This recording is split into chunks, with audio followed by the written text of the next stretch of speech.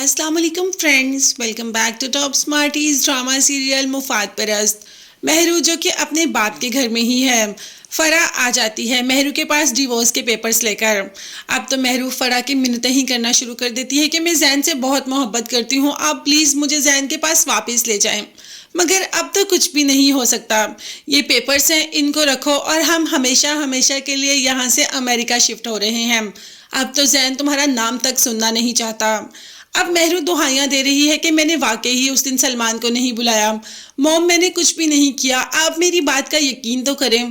तो खैर फरा सच्चाई खुद ही बता देती है और कहती है कि मैं जानती हूँ तुमने उस दिन सलमान को नहीं बुलाया।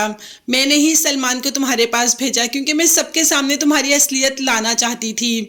मैं सबको ये बताना चाहती थी कि तुम वैसी की वैसी ही हो, तुम बिल्कुल भी नहीं बदली और तुम जैन से कोई मोहब्बत नहीं करती। और देखो, मैं सबको ये सब जतलाने में कामयाब भी हो गई। अब ये सारी बातें आलिया सुन रही होती है, जिस पर महरू ने कहा कि क्या आपने जानबूझकर ये सब किया?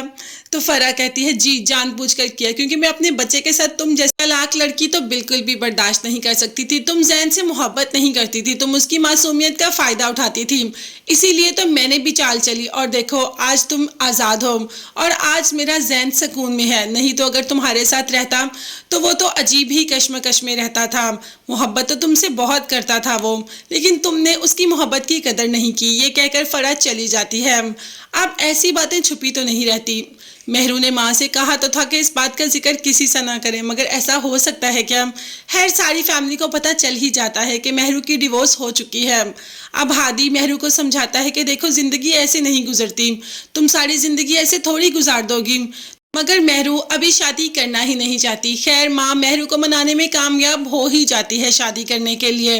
तो कह देती है महरू, अच्छा ठीक है, अगर आप कहती हैं तो मैं शादी कर लेती हूँ। बहुत अच्छा रिश्ता लेकर आया है हादी तुम्हारे लिए, वो चाहता है कि तुम उसके साथ शादी कर लो। बहुत अच्छे लोग हैं, पैसे वाले भी हैं।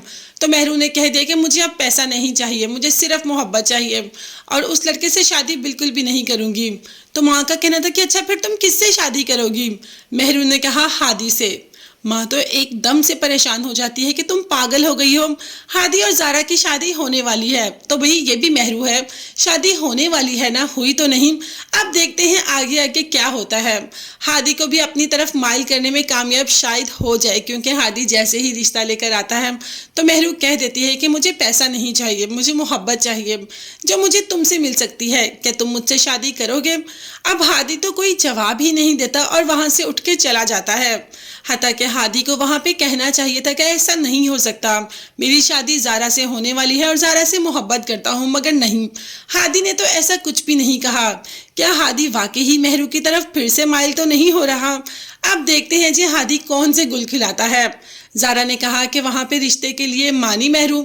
हादी ने कहा कि नहीं, इस बार उसे पैसा नहीं चाहिए, वो बहुत बदल गई है, उसे तो मोहब्बत चाहिए और एहसास करने वाला इंसान चाहिए। ज़ारा जानती है कि महरू कभी नहीं बदल सकती, मगर हादी महरू के बहकावे में कैसे आ सकता है?